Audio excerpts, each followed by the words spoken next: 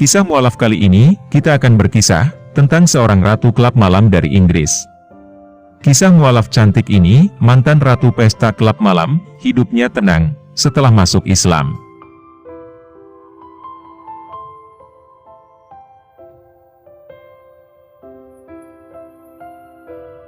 Hidayah Islam bisa datang kepada siapa saja, meskipun orang tersebut terjebak di dunia yang kelam. Seperti kisah mualaf seorang gadis cantik, mantan ratu pesta klub malam, bernama Persephone Rizvi, asal Huddersfield, Inggris. Sebelum mengenal ajaran agama Islam, Persephone Rizvi kerap menghabiskan hari-harinya dengan perbuatan kurang terpuji. Sebut saja berkelahi, pesta minuman alkohol, hingga pukul 5 pagi, dan bangun dalam keadaan mabuk. Dalam kehidupan pesta saya, akhir pekan akan dimulai dengan, ide siapa yang kita gunakan, pakaian apa yang saya kenakan, apa yang cocok untuk saya, sepatu hak apa yang akan saya pakai, ujar Persephone Rizvi. Pesta tidak akan berhenti sampai pukul 4 atau 5 pagi di klub. Kemudian itu akan menjadi pesta rumah, dan bangun di pagi hari dengan mabuk. Itu benar-benar akhir pekan saya, tambahnya saat mengenang kehidupan malam yang dulu dijalaninya. Dahulu ia bahkan pernah merasakan mabuk parah, hingga tak sadar berbaring telanjang di lantai dapur. Kehidupannya terus berlangsung kacau, hingga suatu hari, Persephone Rizvi ingin mengakhiri hidupnya. Ketika saya datang ke sini, sebuah taman, kesehatan mental saya sangat buruk. Saya mencoba mengakhiri hidup. Saya tidak percaya ketika saya berpikir kembali, apa yang bisa membuat saya begitu terluka, ujar Persephone Rizvi. Gadis cantik, mantan ratu pesta klub malam ini pun, mengakui bahwa, Islamlah yang pada akhirnya membuat kesehatan mentalnya membaik. Ini adalah titik awal dari kesehatan mental saya yang menurun. Islam telah membantu saya secara besar-besaran dalam hal kesehatan mental saya, lanjutnya. Beruntung, kedua orang tua Persephone Rizvi mendukung penuh perjalanan anaknya untuk memeluk agama Islam yang dibawa oleh Nabi Muhammad sebagai nabi akhir zaman.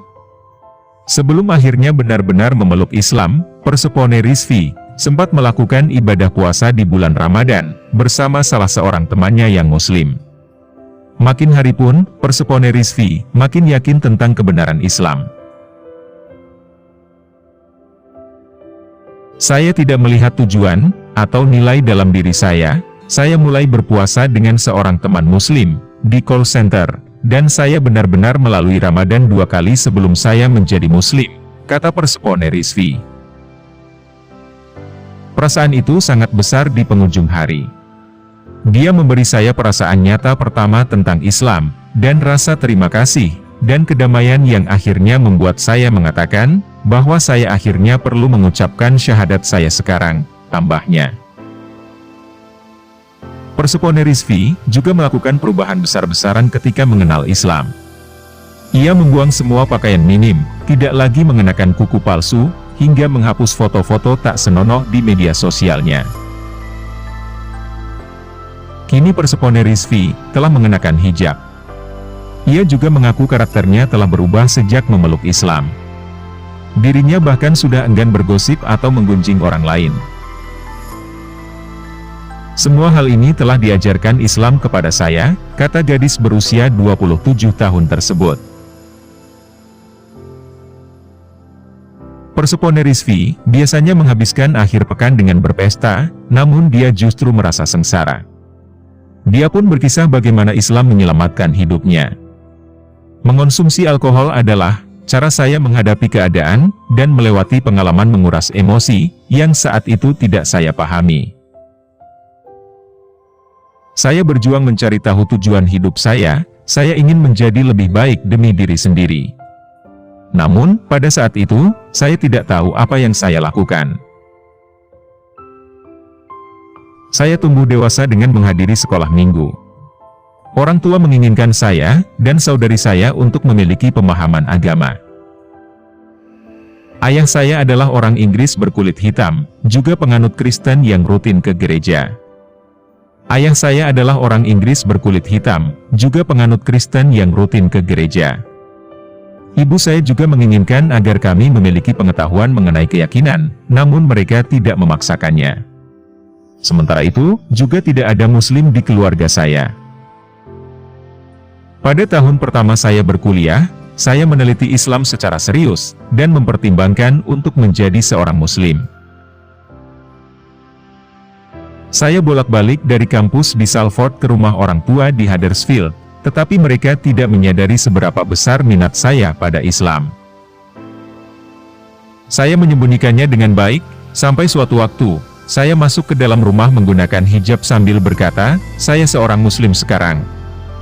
Orang tua saya terkejut sekaligus bingung, tetapi mereka tidak senang dengan keputusan saya saat itu. Mereka mempertanyakan pilihan saya, juga mencoba memastikan apakah keputusan itu tepat. Ayah saya berpikir, saya terlalu bersemangat, dan ketika saya mengingat masa itu, saya memang tidak terlalu moderat.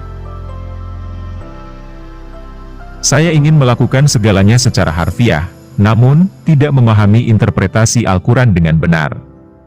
Saya ingin melakukan segalanya dengan keyakinan yang kuat.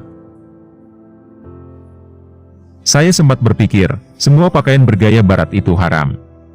Saya tidak bisa berada di sekitar siapapun yang mengonsumsi alkohol. Saya juga enggan pergi ke tempat-tempat yang memungkinkan ada aktivitas seksual. Saya sangat tertutup mengenai perjalanan spiritual saya.